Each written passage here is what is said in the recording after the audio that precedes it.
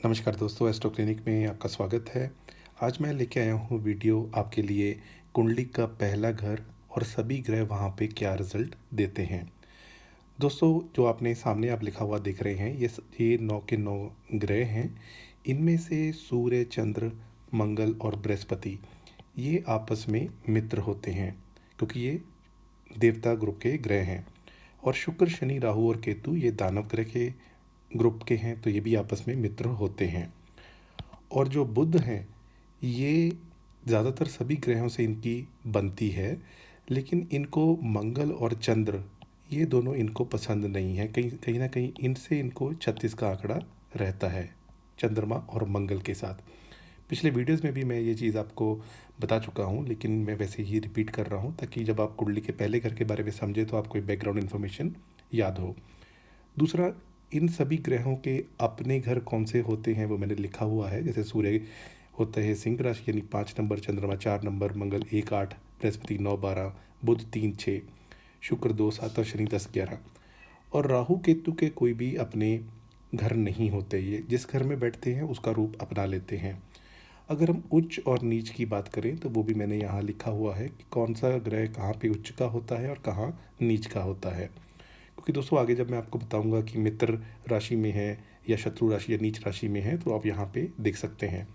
और राहु जो हैं इनको 2 और 3 नंबर यानी वृषभ और मिथुन बहुत प्रिय है।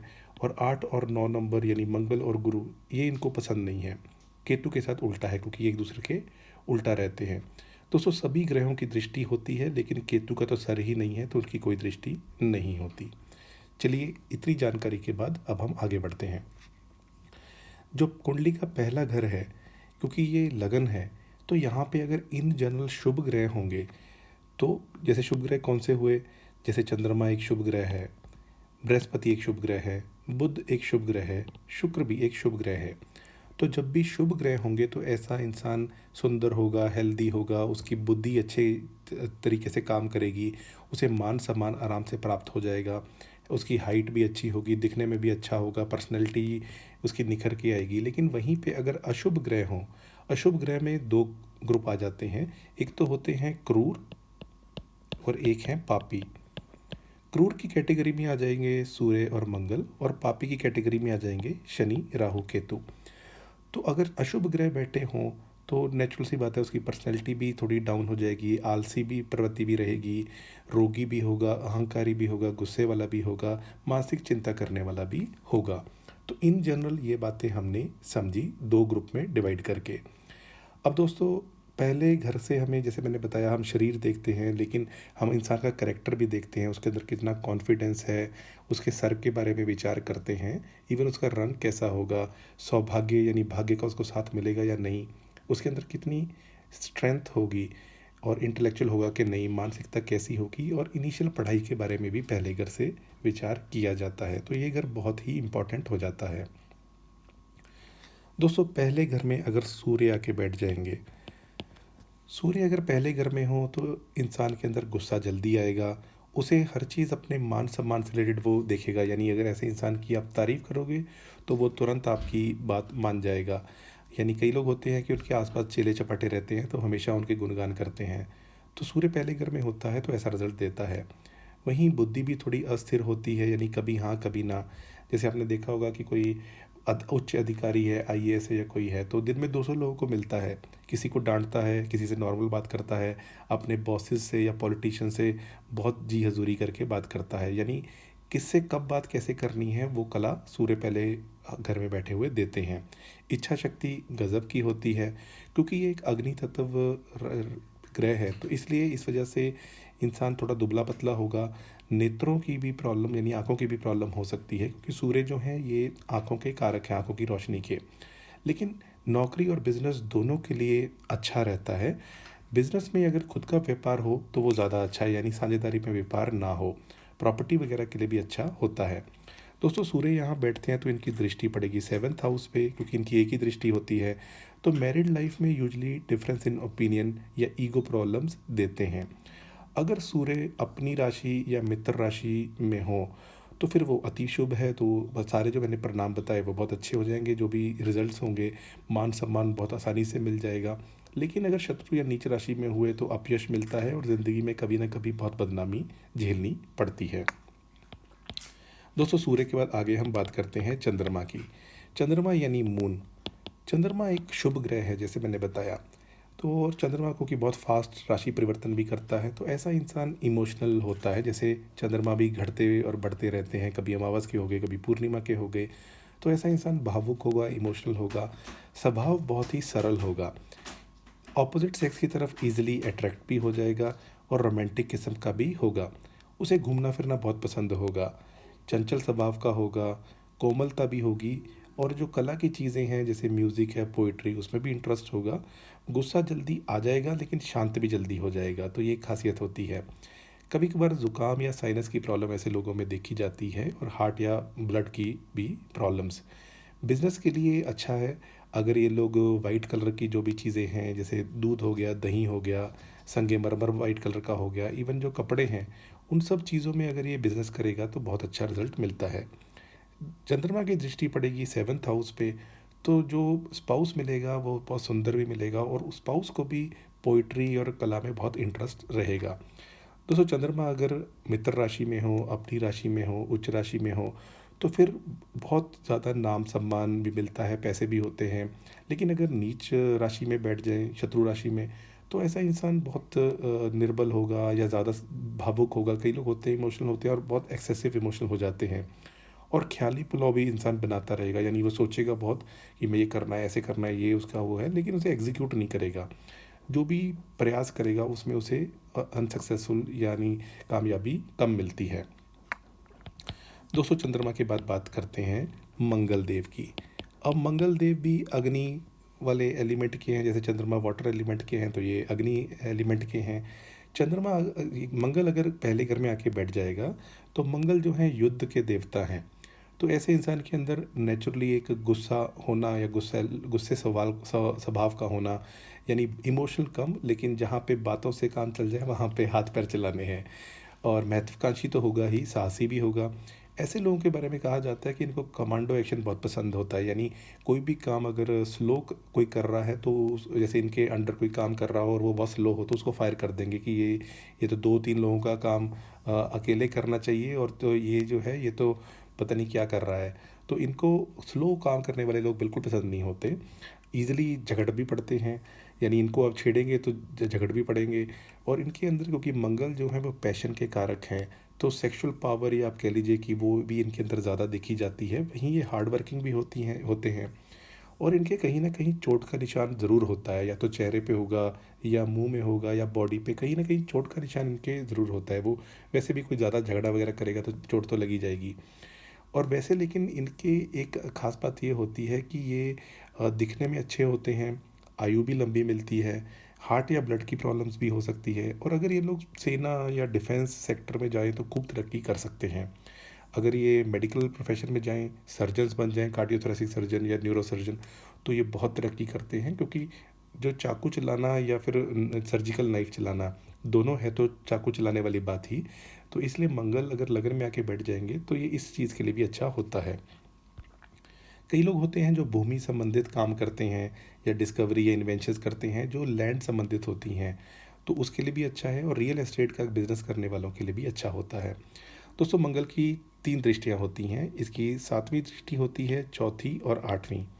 7वीं दृष्टि स्पाउस के घर पे पड़ने से पत्नी के साथ डिफरेंस इन ओपिनियन और अनबन होना, ईगो होना, ये सारी प्रॉब्लम देखी जाती है, यानी अपनी चलाते हैं।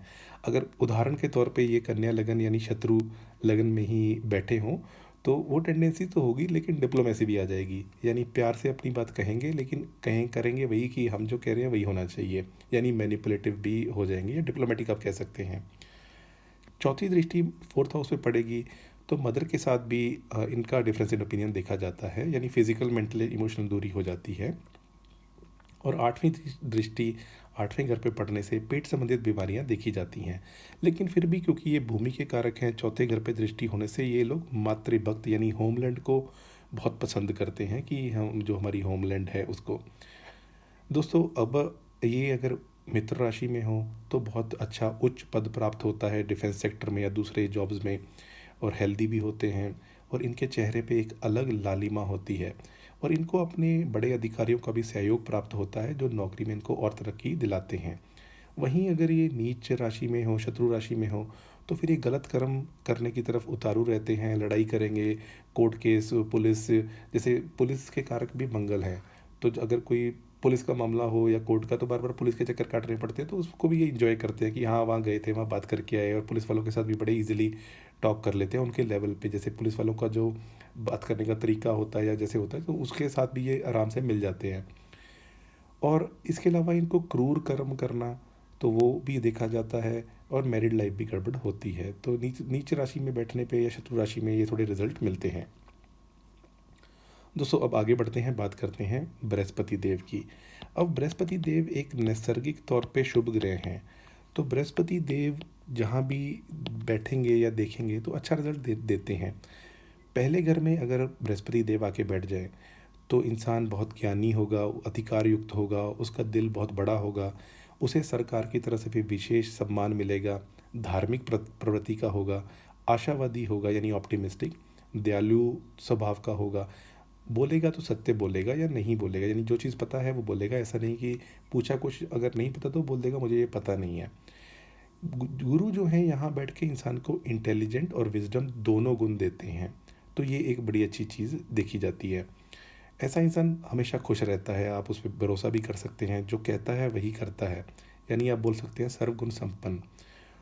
ऐसे लोग इवन सोच समझ के बोलते हैं कि कहना क्या है, पहले से उसके लिए प्रिपेयर कर लेंगे। जैसे अगर पहले घर में गुरु हो तो ऐसे लोग जब जॉब करते हैं तो अपनी प्रेजेंटेशन जो भी देनी होती है पहले से पूरा लिख लेते हैं, बना लेते हैं, नोट्स बना लेते हैं, और वो उस हिसाब से जाके बताते हैं कि मुझे क्या बोलना है। और अगर उनसे क्वेश्चन पूछा जाए जो उन्हें नहीं पता, तो वो बोल देंगे कि मुझे ये पता नहीं है, लेकिन मैं आपको देख के बता दूंगा। तो इनकी एक ऐसी चीज़ रहती है। और अगर ऐसा इंसान जज बन जाए, क्योंकि यहाँ पे बैठे हुए गुरु जज बनाने का भी योग बनाते हैं, तो ये दोनों पक्ष की बात सुनते फिर वो निर्णय लेता है। जैसे कोर्ट में जब भी कभी डिसीजन सुनाया जाता है तो वो कहते हैं दोनों पक्षों की बात सुन के और सबूतों की सुख देखते हुए हम इस फैसले पे पहुंचे हैं। तो वो ये पूरी उस सीक्वेंस को फॉलो करते हैं। एजुकेशन की फील्ड में भी ये बहुत अच्छा करते हैं, यानी ये अगर टीचर हों या इनके स्कूल्स हों तो उसमें भी ये बहुत अच्छा करते हैं, और अधिकारी भी बन सकते हैं। दोस्तों बृहस्पति देव की 3 दृष्टियाँ होती हैं, 7वीं, 5वीं और 9वीं। 7वीं दृष्टि पड़ेगी स्पाउस यानी सप्तम स्थान पे, तो इनको उत्तम पत्नी सुख मिलता है, यानी स्पाउस जो होगा वो सुंदर भी होगा, गुणवान भी होगा, धार्मिक भी होगा, बिजनेस के लिए भी अच्छा है। 5वीं दृष्टि पंचम स्थान पे पड़ेगी तो संतान इनको बहुत अच्छी प्राप्त होती है।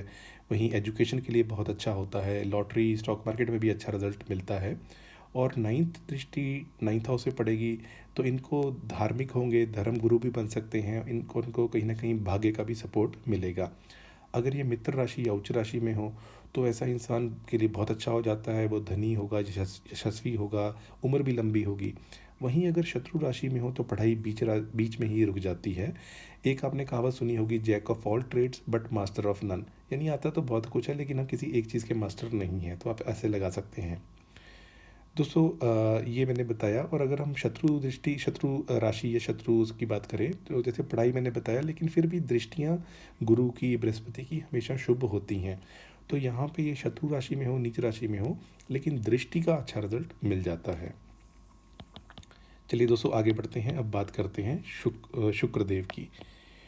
शुक्रदेव जो हैं ये एक नैसर्गिक तौर पे शुभ ग्रह हैं, जैसा मैंने आपको पहले ही बताया था।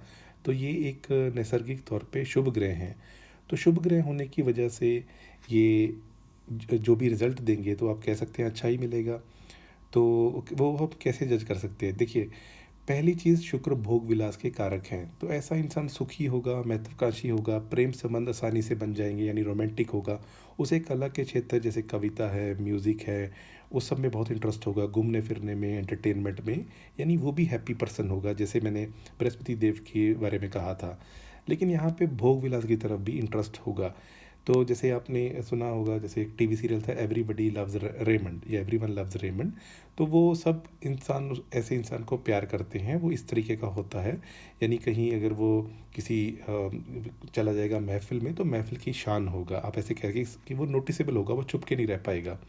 आंखें भी सुंदर होंगी, भाषा भी मधुर होगी, चेहरा गोल होगा और अट्रैक्टिव पर्सनैलिटी होगी, यानी आप अरिस्टोक्रेट टाइप भी कह सकते हैं।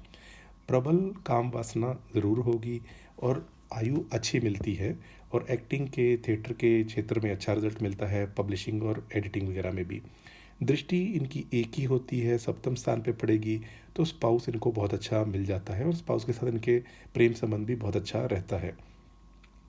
अगर यहाँ पे ये मित्र राशि में हो, अपनी राशि या उच्च राशि में, तो भोग विलास में बहुत इंटरेस्ट होता है, हैप्पी पर्सनैलिटी होता है, वैभवशाली भी होता है। लेकिन अगर ये शत्रु राशि में हो तो फिर मैरिज मैरिज जो है उसमें डिले आता है और वो एक्सेस विलासी बन जाता है, यानी बहुत खर्चा करेगा यूजलेस चीज़ों के ऊपर, इवन दिखावे पे भी बहुत पैसा खर्च करेगा, टाइम भी अपना वेस्ट बहुत करेगा, तो ऐसा रिजल्ट मिलता है। दोस्तों अब बात करते हैं बुध देव की। बुध देव जो हैं ये भी एक शुभ ग्रह हैं और इनकी में जैसे मैंने बताया था कि इनकी ज़्यादातर ग्रहों के साथ बनती है क्योंकि बुध को युवराज का दर्जा हासिल है।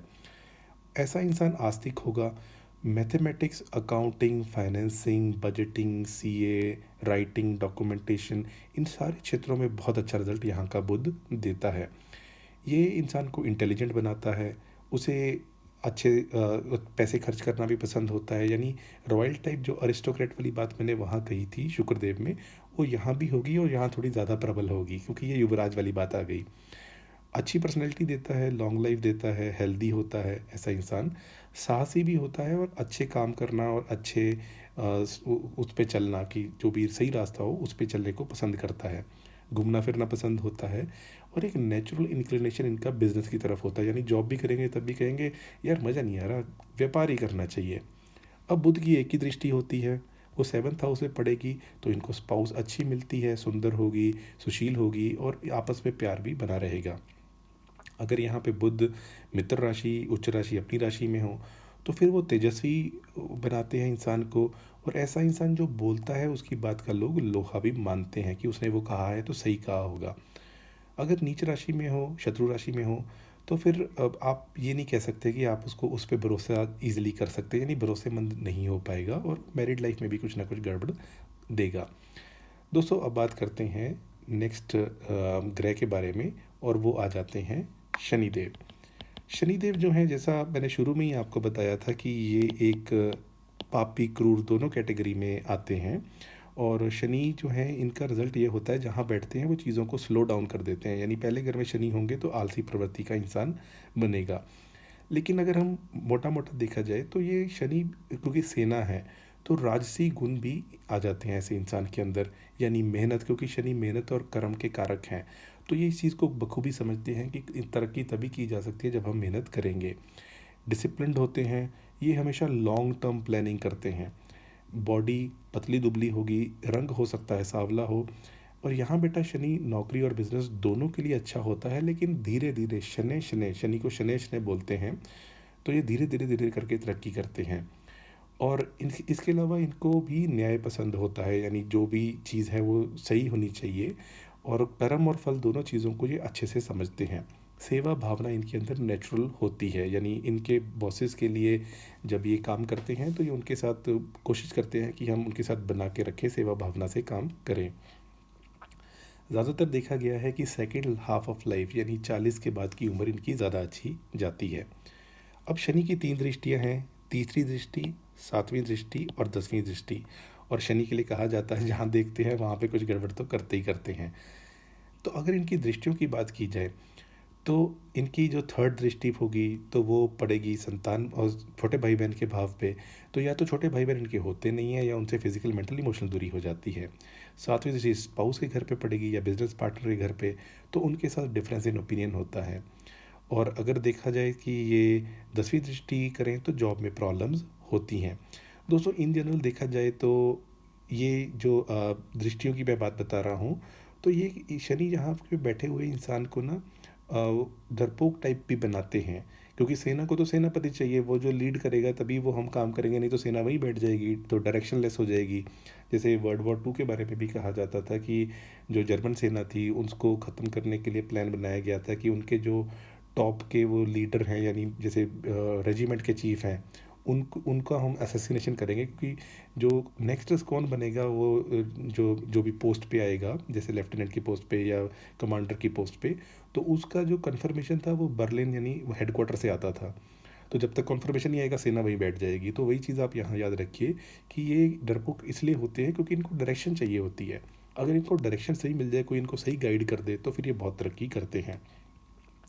अगर शनि शनि यहाँ पे अपनी राशि, उच्च राशि या मित्र राशि में बैठे होंगे, तो ऐसे इंसान को अच्छी पोस्ट जॉब मिलती है, यानी अधिकारी भी बन सकता है, पराक्रमी और साहसी भी होगा। लेकिन शत्रु राशि नीच राशि में हो तो ऐसा इंसान जल्दी झूठ बोल देगा, स्वार्थी होगा, किसी की मदद नहीं करेगा और दूसरों के काम पे तीखा टिप्पणी करने में उस्ताद होता है। या तो ऐसे इंसान के पास धन नहीं होगा या संतान का सुख नहीं होगा, या फिर यानी धन होगा तो संतान नहीं होगी, संतान होगी तो धन नहीं होगा, यानी दोनों चीज़ें ईजिली नहीं मिलती। और कभी कभार ऐसा इंसान हठी भी हो जाता है कि हम तो अपनी ही करेंगे। दोस्तों अब आगे बढ़ते हैं, बात करते हैं राहु देव की। अब पापी और क्रूर के कैटेगरी में राहु ही पहले घर पे आके बैठ जाएंगे, वो भी असेंडेंट में। तो क्या करेंगे दोस्तों, राहु पहले घर में होते हैं तो इंसान को दुष्ट बनाते हैं, नीच बनाते हैं, वो स्वार्थी होता है, उसे अपने काम का ज़रूर होता है कि मेरा काम नहीं रुकना चाहिए। वो अपने आप को एक्सप्रेस करने में भी कभी कभार दिक्कत महसूस करता है। और यहाँ का बैठा राहु इंसान को ब्रेन की प्रॉब्लम्स भी देता है, एक्सेसिव मानसिक चिंता, नेगेटिव फीलिंग्स, अंतर्मुखी यानी अपने आप में ही वो ज़्यादा रहता है। वहीं राहु की दृष्टि 7th हाउस पे पड़ती है तो मैरिड लाइफ में प्रॉब्लम्स होती हैं, डिफरेंस इन ओपिनियन होती है। और अगर हम देखें कि मित्र राशि में हो तो फिर शत्रु पे भी विजय करा देता है, यानी हेल्दी भी होगा, अगर रोग हो भी जाए तुरंत बाहर आ जाएगा, भोग विलास में भी बहुत इन्जॉय करेगा, मित्रों का भी उसे साथ मिल जाएगा। वहीं अगर राहु शत्रु राशि में हो, नीच राशि में हो, तो फिर वो राहु जो होगा वो इस इंसान को ब्रेन की प्रॉब्लम्स देना, काम वासना अधिक होना, विचार नेगेटिव होना और डरपोक टाइप ऐसा बनाता है। दोस्तों आगे बढ़ते हैं अब और बात करते हैं हमारे आखिरी ग्रह की। ये बन जाते हैं केतु देव। अब केतु देव भी पापी क्रूर के कैटेगरी में आते हैं, इनका सर नहीं है, तो ये जहाँ भी बैठते हैं इंसान उस चीज़ के प्रति अतृप्त फील करता है, यानी इनसेटिस्फाइड फील करता है। पहले घर में केतु होंगे तो इंसान अपने आप से ही इनसेटिस्फाइड फील करेगा, बचपन में या बड़ा होकर अपने आप को बहुत सेल्फ एनालाइज करेगा। ऐसे इंसान को बोला जाए कि पार्टी में जाना है, तैयार हो जाओ, तो बहुत टेंशन लेगा कि मैं क्या कपड़े पहनूं, क्या अच्छा है या क्या नहीं है, मैं अच्छा लग रहा हूँ या लग रही हूँ या नहीं। तो अपने आप को बहुत एनालाइज करने की टेंडेंसी हो जाती है। तो दोस्तों ये क्या सही है या क्या सही नहीं है, अगर ऐसे इंसान को यानी पहले घर में केतु हो, अच्छे गुरु या फ्रेंड या गाइड मिल जाए तो फिर ये बहुत अच्छा करते हैं। लेकिन वहीं मिसगाइड करने वाले लोग मिल जाएं तो फिर वो उस डायरेक्शन में चले जाते हैं। वैसे इन जनरली हार्ड वर्किंग होते हैं, चंचल भी होते हैं और इनको अकेला रहना पसंद है। और जैसे मैंने बताया महफिल में जाने से शर्माते हैं, इनकी दृष्टि होती नहीं है। अगर ये मित्र राशि में हो तो ये सारे जो अशुभ प्रभाव है वो कम हो जाते हैं और ऐसा इंसान धार्मिक भी थोड़ा बन जाता है, क्योंकि जो केतु हैं उन्हें मोक्ष कारक कहा जाता है। जैसे 12वें घर में हो तो मोक्ष कारक उनको कहा जाता है। तो अगर ये शुभ प्रभाव में हो, यानी मित्र राशि में हो या अपनी उच्च राशि में हो, तो ऐसे इंसान का इंटरेस्ट एस्ट्रोलॉजी या धार्मिक उसकी तरफ भी चला जाता है और जो नेगेटिव गुण है वो कम हो जाते हैं। वहीं अगर शत्रु राशि में हो, नीच राशि में हो, तो फिर यहाँ का केतु इंसान को दुष्ट बनाता है, कभी ना कभी नौकरी से फायर्ड यानी होते हैं नौकरी से निकाला गया, उसके चांसेस भी बन जाते हैं। तो मेरी सलाह यही है कि अगर आपके पहले घर में केतु हैं और वो नीच राशि या या शत्रु राशि में हैं, तो आपको हमेशा बैकअप ऑप्शन रखनी चाहिए। यानी आपकी जॉब चल रही है, साथ में आप कोई बिज़नेस खोल रहे हैं, या आपकी जॉब चल रही है लेकिन आप हर 6 महीने 3 महीने पे कुछ जॉब्स अप्लाई करके इंटरव्यूज़ दे के अपने बैकअप ऑप्शंस बना रहे हैं। तो ऐसे प्लानिंग करके चलेंगे तो लाइफ में आगे बेटर होंगे। दोस्तों पहले घर के कालपुरुष की कुंडली में मालिक होते हैं मंगल, लेकिन यहाँ पे अगर ये पापी क्रूर प्लैनेट्स आ जाते हैं तो इसलिए और ज़्यादा नेगेटिव हो जाते हैं, क्योंकि घर का मालिक खुद ही एक पापी और क्रूर कैटेगरी का है। और वहीं अगर यहाँ पे शुभ ग्रह आ जाते हैं तो उनकी शुभता तो होती है, लेकिन अगर वही शुभता किसी ऐसे घर में हो जो ऑलरेडी घर शुभ ग्रह है तो वहाँ पे वो और भी ज़्यादा अच्छा रिजल्ट देंगे। तो ये आप मोटा मोटा याद रखिए। लेकिन असेंडेंट बहुत इंपॉर्टेंट होता है। आपसे कोई पूछे मेरी नौकरी में क्या होगा, आप सबसे पहले असेंडेंट देखें, फिर नौकरी के कारक देखें, फिर 10वें घर को देखें। बिना असेंडेंट को देखे अगर आप कुंडली विश्लेषण करेंगे तो हमेशा गड़बड़ करेंगे। तो दोस्तों ये रहा पहले घर में सभी के सभी 9 ग्रह क्या रिजल्ट देते हैं और उनकी दृष्टि का क्या रिजल्ट होता है। अगर आपको वीडियो अच्छा लगे तो इसको लाइक कर दीजिए। मेरे चैनल पे पहली बार आए हैं तो चैनल सब्सक्राइब कर लीजिए। और मेरे चैनल पे प्लेलिस्ट भी उपलब्ध हैं एस्ट्रोलॉजी सीखने की, और फेमस पर्सनैलिटीज़ के भी चार्ट्स हैं, और महीना कैसे जाएगा उसका तो मैं वीडियोज़ बनाता ही हूँ। दोस्तों आज के लिए इतना ही। मेरा बहुत आपका बहुत बहुत आभार।